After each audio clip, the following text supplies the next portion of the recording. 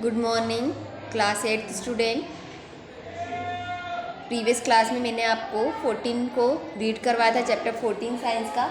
अब उसके आगे रीड करेंगे। नेक्स्ट पार्ट में अपन देखेंगे कि आगे क्या। यहाँ तक मैंने आपको गुड कंडक्टर पुअर कंडक्टर के पूरे क्लासिफिकेशन बता दिए थे। अब we have tested the conduction of electricity through tap water. Let us now test the conductor of electricity through distil water. मतलब टैप वाटर, डिस्टिल वाटर, नल का जल और आसुत जल दोनों में डिफरेंस रहता है। तो दोनों में किस तरीके से इलेक्ट्रिक करंट पास होगा उसकी अपन चर्चा करते हैं। When salt is dissolve in distil water we obtain salt solution. जब हम सॉल्ट को डिस्टिल वाटर में घोलते हैं तो हमें सॉल्ट सॉल्यूशन प्राप्त होता है। This is a conductor of electricity. ये इलेक्ट्रिसिटी का कंडक्टर है। The water that we get from sources such as tap, hand pump, wells and pond is not pure.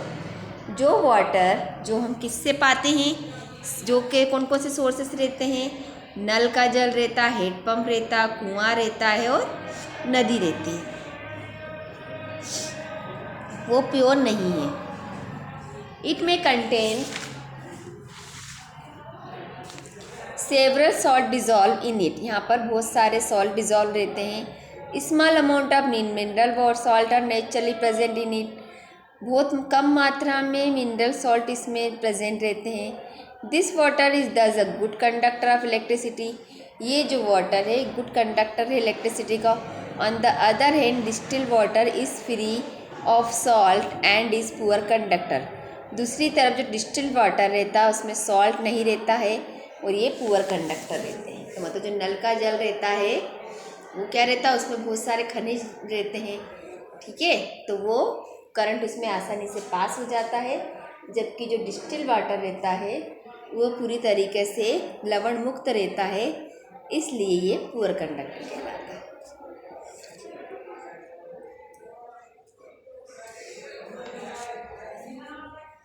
We have found that common salt when dissolved in distilled water makes it a good conductor. तो हम जो common salt रहते हैं dissolve होते हैं distil water में, वो good conductor रहते हैं। What are the other substance which when dissolve in distil water make it conducting. तो क्या सब्सटेंस रहते हैं जब इसमें डिस्टिल वाटर में डिज़ोल्व होते हैं उससे कंडक्टिंग बनाते हैं। Let us find out. Most liquid that conduct electricity और solution of acid bases as salt. Most liquid जो इलेक्ट्रिसिटी कंडक्ट करते हैं उसे अपन क्या बोलते हैं, एसिड, बेस और salt. When an electric current flow through a conducting solution, does it produce and affect the solution?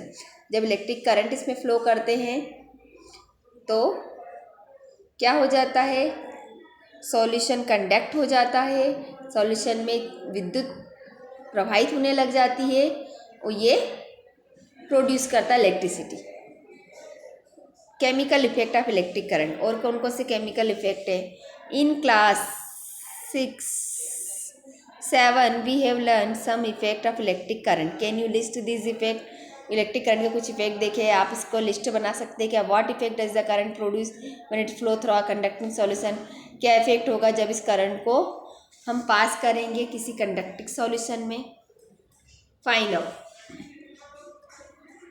इस तरीके से एक एक्टिविटी करी। कार्बन की रॉड ली है, फिर पानी में इसको डुबोया है। The passage of an electric current through a conducting solution causes chemical reaction. वो रास्ता जिसमें से इलेक्ट्रिक करंट पास होता है कंडक्टिंग सॉल्यूशन में, उसे में क्या होती है, केमिकल रिएक्शन होती है। As a result bubble of gas may be form on electrode, deposit on metal may be seen on electrode. Result क्या होगा,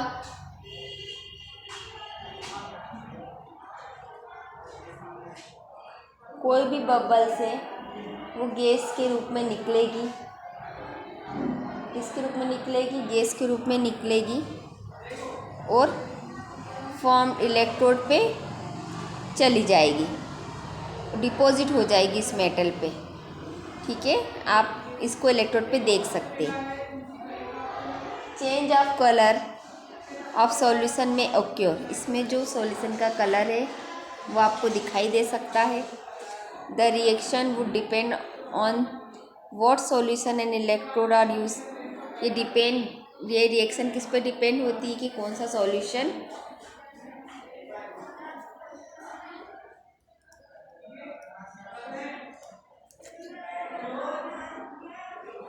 इलेक्ट्रोड पर यूज करा है। These are some of the chemical effect of electric current. ये कुछ chemical effect है electric current के।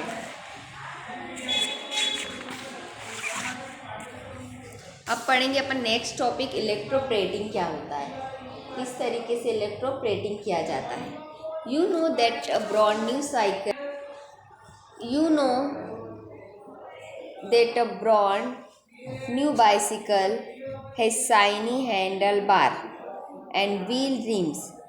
However, आप देखते हैं कि कोई भी आप नई साइकिल लेते हैं, उसका हैंडल चमकीला रहता है और उसके जो पहिए रहते हैं वो भी चमकते हैं। If these are accidentally scratch the shiny coating comes off revealing a not so shiny surface.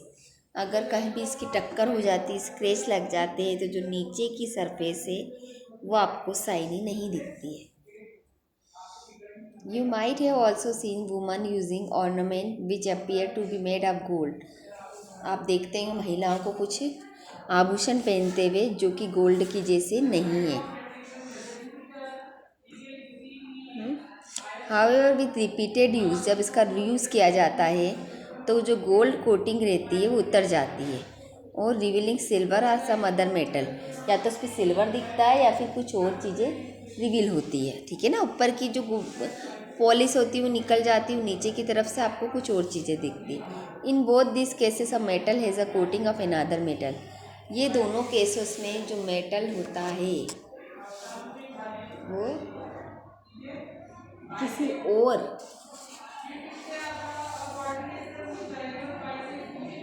अनादर किसी मेटल जो रहता है किसी और चीज़ से कोट हुआ रहता है, ऊपर की तरफ आवरण परत चढ़ी रहती।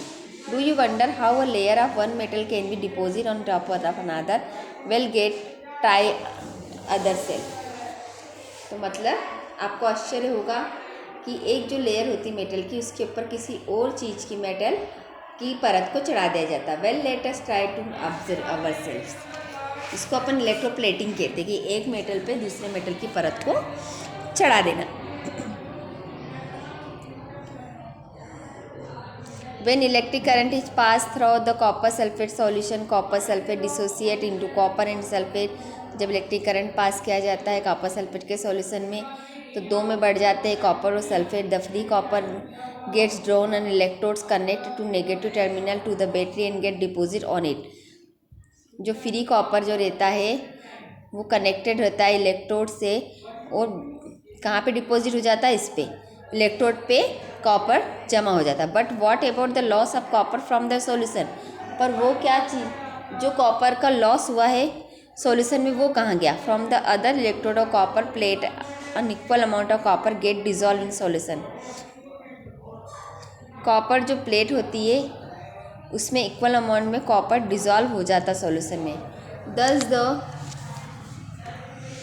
Loss of copper from the solution is restored and the process continue. This means this copper get transferred from electrode to the other। इसका मतलब ये हुआ कि कॉपर क्या हो गया, ट्रांसफ़र हो गया किस पे, एक इलेक्ट्रोड से दूसरे इलेक्ट्रोड पे।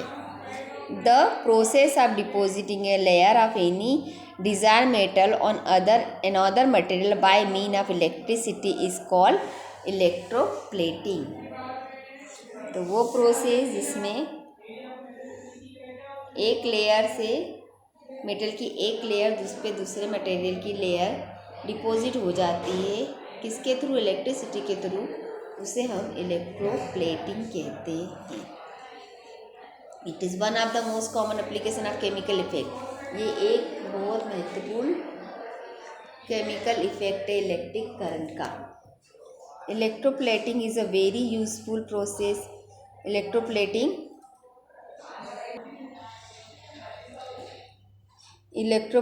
बहुत यूजफुल प्रोसेस है। It is widely used in industry for coating metal object with a tin layer of different metal.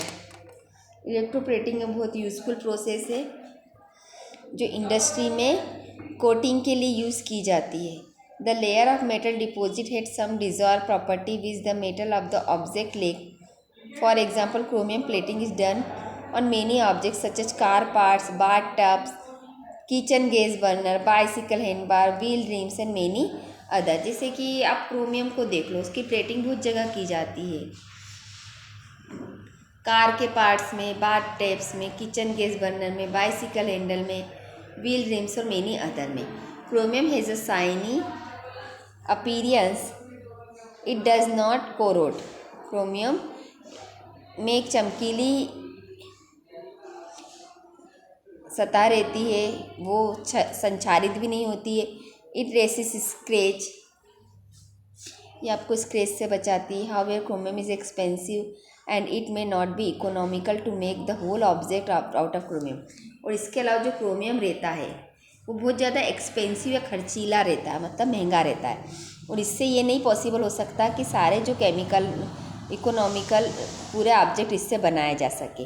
So the object is made of cheaper metal and only a coating of chromium over it is deposit jewel.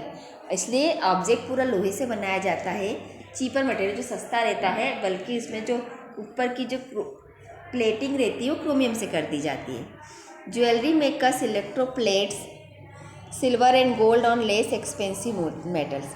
Jewellery जैसे कि silver और gold रहते हैं वो भी बहुत ज़्यादा expensive metals रहते हैं। This ornament have to appearance of silver और gold but are much is less expensive. ये जो ऑर्नामेंट रहते हैं वो थोड़े कम एक्सपेंसिव से इसकी कोटिंग की जाती है। Tin can use for storing food. Tin जो फूड को स्टोरेज करने के लिए यूज़ किया जाता है। Are made by electroplating tin on to iron. Electroplating के कारण टीन काय में बदल जाता है, आयरन में। Tin is less reactive than iron. Tin जो रहता है वो आयरन से कम रिएक्टिव रहता है। दस food does not come into contact with iron and is protect from getting spoil. इसलिए जो फूड रहता है वो आसानी से इसके कांटेक्ट में नहीं आता आयरन के, और स्पॉइल होने या ख़राब होने से बच जाता है। Iron is use in bridge and automobile to provide strength. Iron use किया जाता है ब्रीज में, पुल में, ऑटोमोबाइल्स में, उनको शक्ति देने के लिए, स्ट्रेंथ देने के लिए। हाउएवर आयरन टेन टू कोरड एंड रस्ट। तो फिर आयरन किस तरीके से रस्ट होने से बचता है। So coating of zinc is deposit of iron to protect from corrosion and formation of rust. इसलिए आयरन पे जिंक की कोटिंग की जाती। तो ठीक है, तो आप समझ गए कि इलेक्ट्रोप्लेटिंग एक फैक्टर रहता है जिसमें एक के ऊपर दूसरे मेटल की परत चढ़ा दी जाती है। इसका उदाहरण मैंने आपको बताया, क्रोमियम की परत लोहे पे चलाई जाती है और आयरन के ऊपर टीन की परत चढ़ाई जाती है। ठीक है, आज के लिए इतना ही। आपका चैप्टर पूरा कंप्लीट हो गया है।